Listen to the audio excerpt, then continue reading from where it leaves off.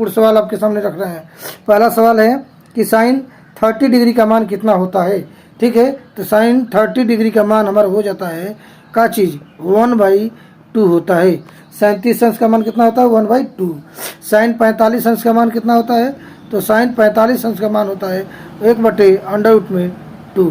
ठीक है, यहाँ कहते हैं साइन 45 डिग्री का मान होता है 1/√2 होता है।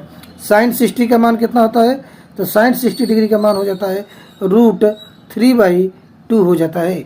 ठीक है, अगला सवाल दिया गया है कि tan 45 अंश का मान कितना होता है, तो tan 45 डिग्री का मान हो जाता है 1।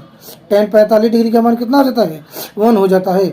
tan 60 डिग्री का मान कितना होता है, तो tan 60 डिग्री का मान हो जाता है √3 होता है। tan 60 डिग्री का मान √3 और tan 45 डिग्री का मान होता है 1। ठीक है, आइए देखते हैं अगला सवाल क्या दिया गया है। अगला सवाल दिया गया है कि 17 + 3 यानी 17 + 3 का होल स्क्वायर का मान क्या होगा। हम इसको मान सकते हैं a और +b के होल स्क्वायर के आधार पर लगाया गया है। ठीक है, इस सवाल को डायरेक्ट भी कर सकते हैं।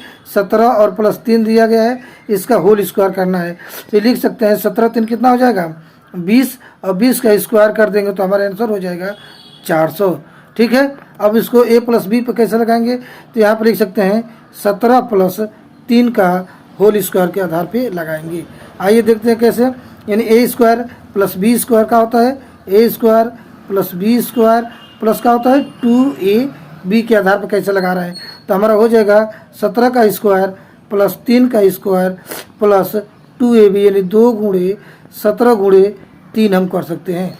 ठीक है, 17 का स्क्वायर करते हैं तो कितना होता है 289।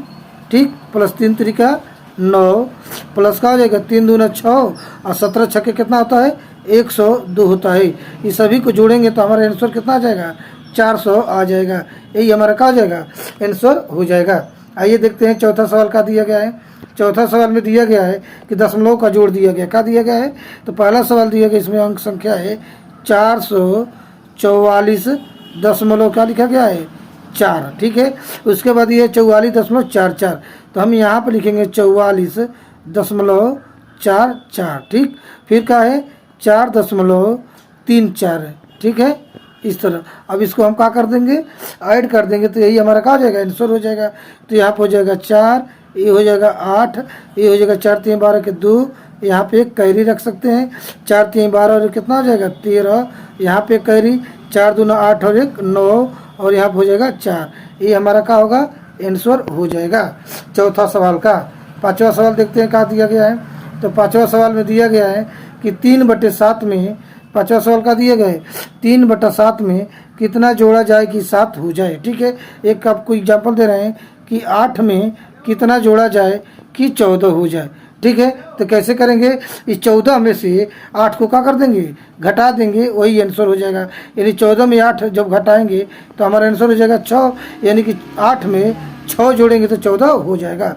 उसी आधार पे हम क्या कर देंगे इसको करेंगे, यानी कि 3/7 में कितना जोड़ जाएगी 7 हो जाए, तो इसको कर देंगे 7 - 3/7। अब इसको 1 लिख सकते हैं। ठीक है, दोनों का एलसीएम निकालेंगे तो क्या हो जाएगा 7 हो जाएगा, और 3 गुणा कर दीजिए 7 × 49 - 3, तो हमारा हो जाएगा 46 यानी 46/7, यानी कि 3/7 में 46/7 जोड़ेंगे तो 7 हो जाएगा। आइए देखते हैं कैसे जोड़ेंगे, देख लीजिए 46/7 प्लस 3/7।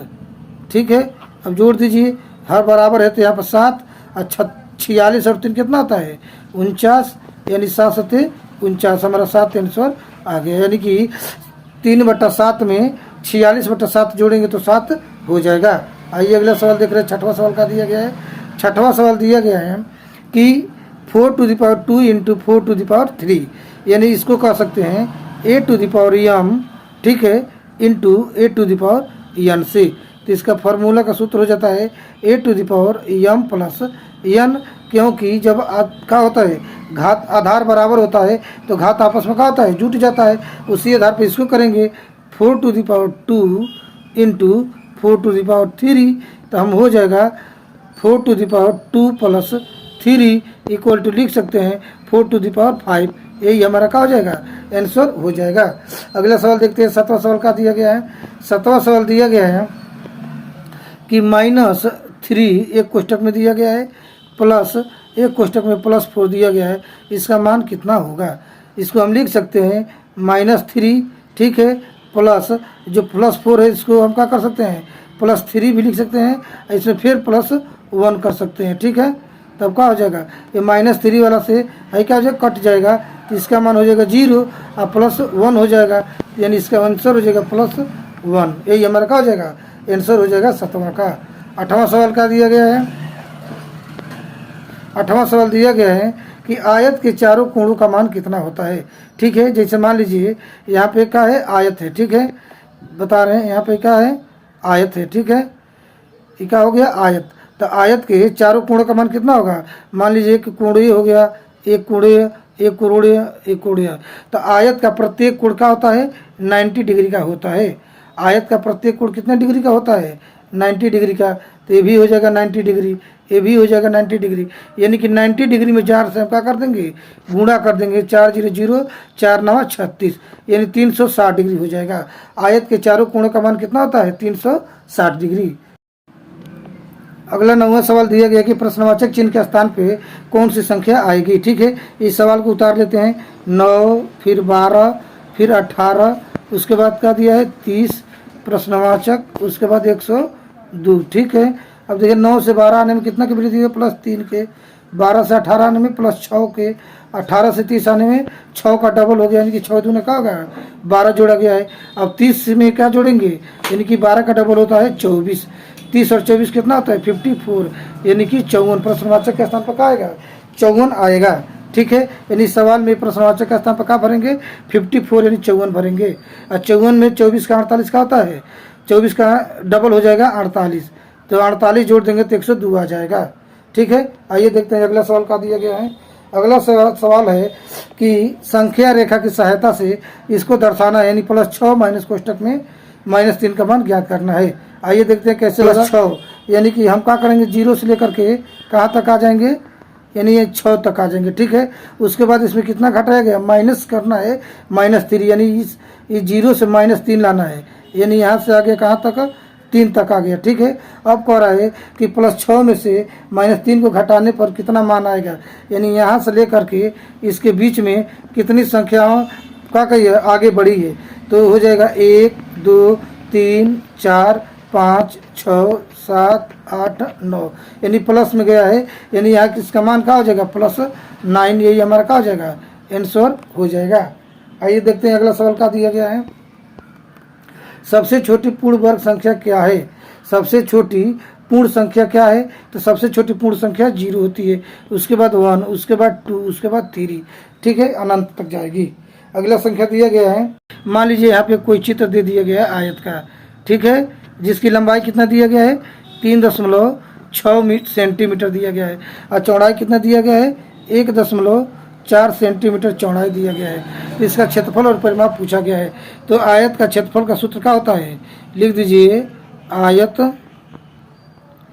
का क्षेत्रफल बराबर हो जाता है लंबाई गुणे का होता है चौड़ाई, लंबाई गुणे का हो जाएगा चौड़ाई। तो लंबाई कितना दिया गया, 3.6 गुणे 1.4, ठीक है। इसका मान क्या हो जाएगा, 14 5 70, 14 6 84 की 4 हाथ में लगेगा 8, और 14 3 42, 8 कितना होता है 50, 2 स्थान पर दशमलव लगा देंगे, यानी 5.04 सेंटीमीटर स्क्वायर का हो जाएगा क्षेत्रफल निकल जाएगा, ठीक है। इसका परिमाप कैसे निकालेंगे, तो परिमाप के लिए बता रहे हैं, परिमाप बराबर हो जाता है आयत का परिमाप, का है आयत का परिमाप, ठीक है। तो आयत का परिमाप का सूत्र क्या होता है, 2 गुणे लंबाई प्लस चौड़ाई, तो लिख दीजिए 2 गुणे लंबाई हो गया 3.6 प्लस चौड़ाई हो गया 1.4। अब इसको जोड़ देंगे और 2 से गुणा कर दीजिए, 6 4 10 के 0 और 3 1 4 1 5, क्या हो जाएगा 5.0 यानी कि 5 हो जाएगा, ठीक। तो 5 में 2 का गुणा कर देंगे तो 5 दूना 10, इसका क्या हो जाएगा 10 सेंटीमीटर इसका परिमाप हो जाएगा, ठीक है। आइए देखते हैं अगला सवाल का दिया गया है कि भुजा 1.9 सेंटीमीटर का क्षेत्रफल ज्ञात कीजिए, यानी कौन सी संख्या है, तो हमारा वर्ग हो जाएगा। इसका चित्र यहाँ बना रहे हैं। इसकी एक भुजा दिया गया है 1.9 सेंटीमीटर।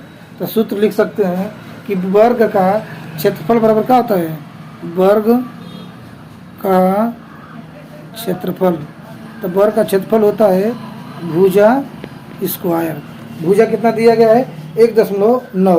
तो यहाँ पर लिख सकते हैं 1.9 गुणे 1.9 बराबर हो जाएगा 1.9 को गुणा करेंगे तो 361 आ जाता है, और 2 स्थान पर दशमलव लगा देंगे 361 होगा।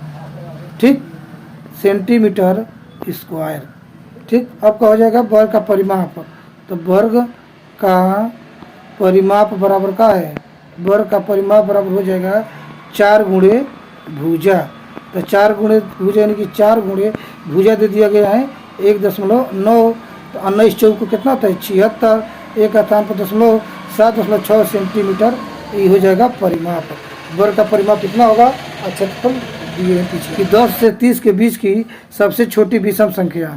10 से लेकर के 30 तक गिनती लिखेंगे तो सबसे छोटी विषम संख्या क्या आएगी, तो 10 के बाद आएगा 11, फिर क्या होगा 13, उसके बाद 15, 17, 19, उसके बाद 21, 23, 25, उसके बाद 27, उसके बाद 29। क्या कहा गया है कि 10 से 30 के बीच की सबसे छोटी विषम संख्या 11 और सबसे बड़ी विषम संख्या 30 का योगफल।